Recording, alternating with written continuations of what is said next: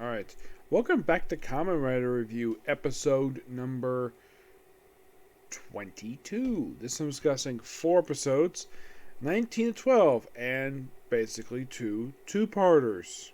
The first one is basically his debut of the, it's one-shot group anyways, you like this for these 2 episodes, and that's it. And that's Destron Hell Riders. Simply put, Destron's plan of this one is, can have 5 top riders.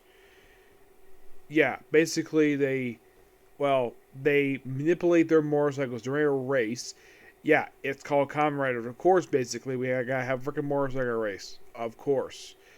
And the riders get taken by the motorcycles to the base, where they're at. And then they're all strung up.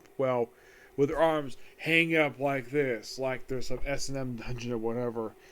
And what does Destron plan to do with them? Well, inject them with something to brainwash them. And of course, they attack the Kamen Rider himself when he's basically trying to figure out what the heck is going on. And what exactly is the plan for these people? Well, turn the cyborgs. Like, supposedly they killed the Kamen Rider, but not really planned here. Excuse me. And then, like, during the middle of the fight between V3 and Len's aunt, that's in the monsters one, we have another monsters randomly show up here. Yeah, in case you're curious, though, who is this guy? This is basically,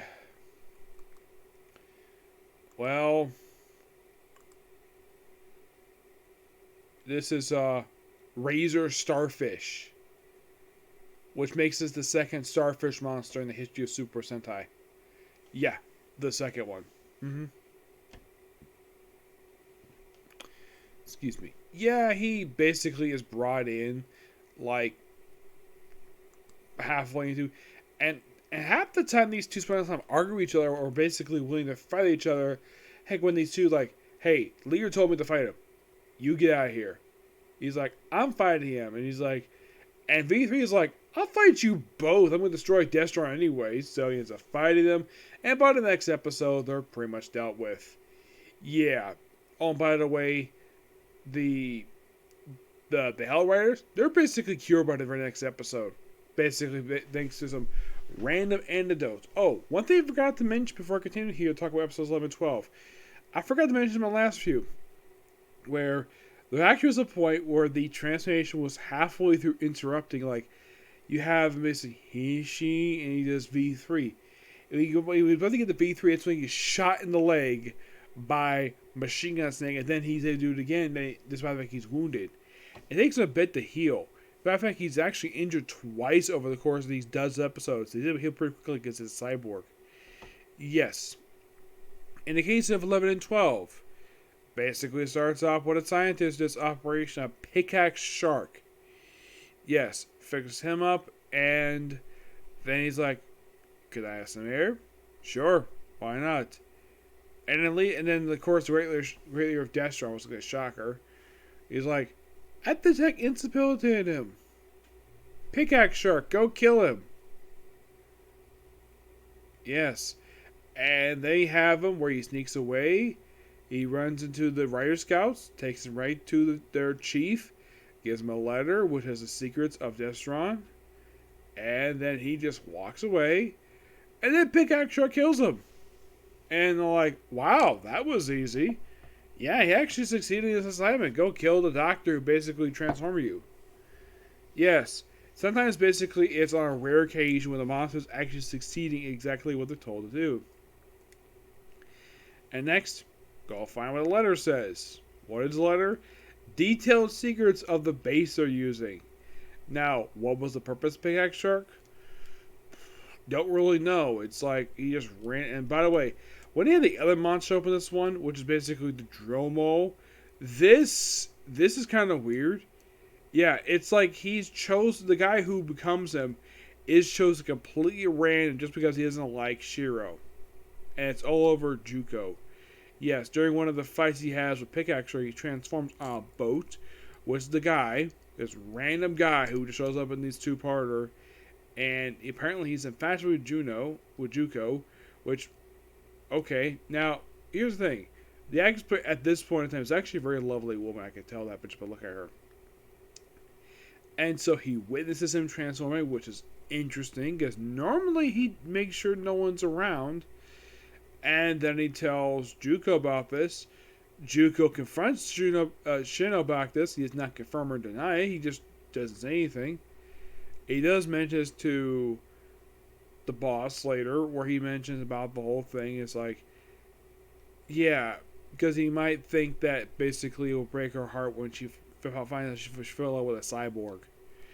Yeah, that's the only reason why. And then eventually, the and by the way, the first Monster Pickaxe arc, he's dealt with halfway through the very next episode. And then we deal with Drill Mo. It's like, okay, he bows him and he thinks he beats him, and he's like, ha ha, I beat you.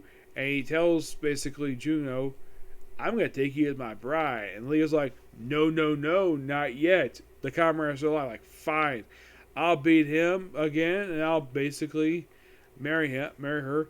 And they fight again, and he thinks he's beaten him, and of course, according to Ezra, they think he's still dead.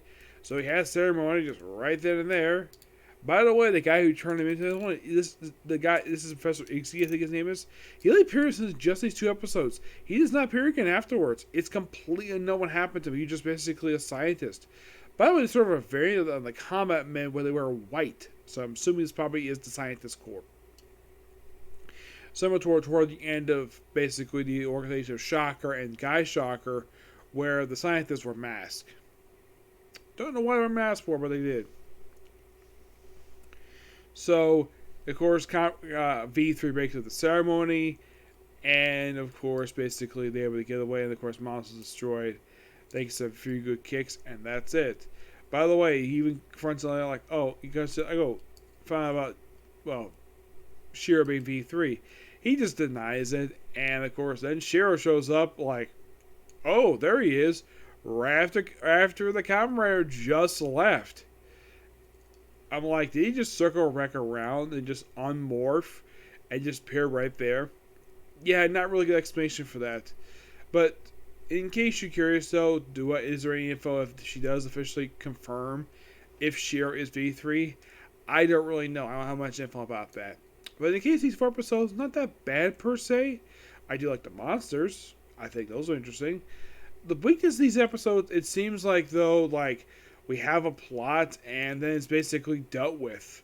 Like, and sometimes basically these monsters are not limited by the end of the second episode. Usually just limited, like in the case of the 11 and 12, where the monster introduced to start at episode 11 is killed halfway through episode 12.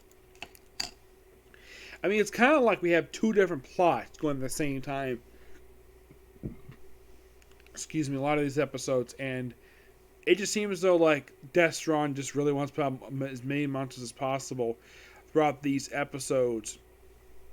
And trying to make sure we have an even amount of monsters compared to the original Kamen Rider series, where there were some episodes where they had the same monster for 2 straight episodes. So, may not be the same number of monsters for how many episodes there are. That's my personal guess, the reason for it. Yeah. But not much else to say about these 4 episodes. They're not bad. I'm still going to basically continue watching it. I did make a decision not too long ago where I'm going to make a stopping point for this one. Now, this actually has changed twice now. My original plan was to go 26. And then I said, okay, why not do 20 as well? Because basically what happens 2 episodes was quite interesting to me. And then I figured, though, just go to 30. Because it wraps up basically a new character makes debut the very next episode. Who is he, you might ask? Well, I'll tell you that when I get a chance to do it tomorrow. Okay? Next video. Bye.